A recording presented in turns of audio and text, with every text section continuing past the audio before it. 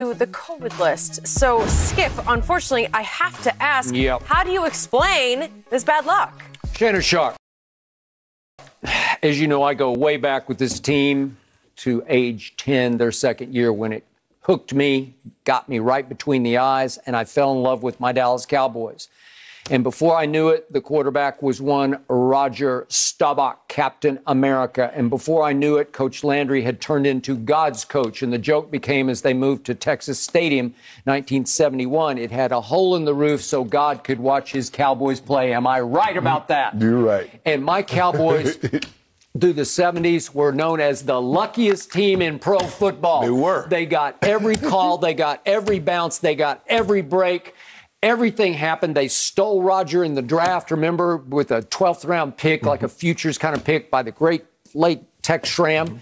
And everything went right for my Dallas Cowboys. And they were the Patriots before the Patriots with the luck and everything going their way. That's correct.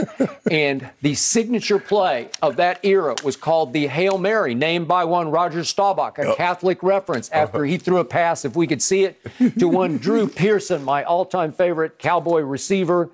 And he pushes off Nate Wright just a little bit, a little push, and he snatches it and catches it on his hip with one hand, holds it on his hip, and it beats Jenny's Vikings in a big playoff game in Minnesota. If I'm not mistaken, I think they threw the flag on Wright. Did they throw it on him? I think they threw the flag on Wright. Well, Drew has, now that he's in the Hall of Fame recently, he's joined said he pushed. He said, yeah, I pushed him a little bit, and he did. He did. Michael Irvin pushed off a lot, and I loved it because they were the Dallas Cowboys. And we went from God's coach Landry to Jimmy Johnson, who created the greatest force field I was ever around in Dallas. And that was an invincible machine. Deadly accurate Troy Aikman throwing to the uncoverable Michael Irvin and handing to the unstoppable Emmitt Smith. Everything went right. They were known as a force in pro football in which they were blessed, right? They got every bounce, break, and call. Yep. And all of a sudden, Jimmy was fired by Jerry, and all of a sudden, Jerry took over. And now to my theory about why there's been so much bad luck and so much ridicule directed at my Dallas Cowboys, it has to do with Jerry alone at the helm. Do you remember the old series, the TV show Hee Haw? I do. It was like Jerry's a character out of Hee Haw. Roy Clark and Buck Owens. Yeah, it's the way to go. And, and Lulu, it's like, Grandpa, Jones. It's all, you know, just goofy, crazy caricature, you know, Southern caricatures. Yes. Well, that's Jerry Jones. And he plays right into it because he says some crazy, inexplicable things. He does some crazy, inexplicable things. And somehow that trickles down to the locker room where they're like, if that guy's in charge, things are going to go wrong. And they've actually created a mindset in the locker room that it's hard for even Dak to overcome, because what will go wrong, Murphy's Law has become Jerry's Law, will go wrong. So, as you say, Cowboys do cowboy things. Well, for it seemed like 100 years, it was completely the other way around. Yes. Until Jerry alone took over the team. So it's a reflection of how the whole locker room lays in wait of Jerry to say or do the wrong thing. Like they dread Jerry Jones, and then they dread getting the wrong call, the wrong bounce, or this injury, or that COVID, or that suspension. It's one thing after another under the Jerry Jones watch. Good. Yeah, Skip, you're talking about hee-haw. I'm a pick it and I'm a grin it. Thing, like it, thing. Yep. You got it. we used to watch it every Saturday night. Did Skip, you really? We did. Skip, injuries are a part of the NFL because you play a collision sport, not a contact, a collision sport. Got big guys running into bigger guys at a high rate of speed. Things snap, things tear, it's going to happen. But are they worse off? I mean, I get it. Lyle Collins has a situation, he's going to be suspended 5 games. But he's coming back. You get DeMarcus Lawrence, he's going to be gone 6 to 8 weeks. He's coming back. Randy Gregory, he might miss this game, but he's coming back. For the most part, your guys that are out are coming back. What about the Ravens? J.K. Dobbins, Gus Edwards, they're gone. Rashad Bateman and Miles Boykins, they're still on IR. Nick Boyles on IR. Marcus Peters, he isn't coming back.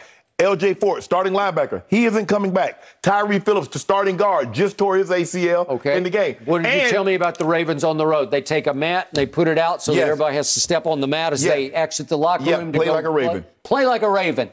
Is there not a mindset in that locker room that we're going to figure this out? Yes. Because we are purple. We are Ravens, right? And it's being reported that Ronnie Staley is having tests. They rushed him back, so he might be out. Now they're going to kick Villanueva from right tackle to his natural position, which is left tackle, which he was terrible at last year while Pittsburgh got rid of him. Okay. Skip, look, sometimes it's not in the cards for you, and you have to overcome a lot. I just don't know how do the Ravens overcome this, because Lamar needs some protection. They need to be able to run the football some. He can't run he can't carry the ball 20 times a game and expect him to throw for 250 with 3 touchdowns and rush for another one.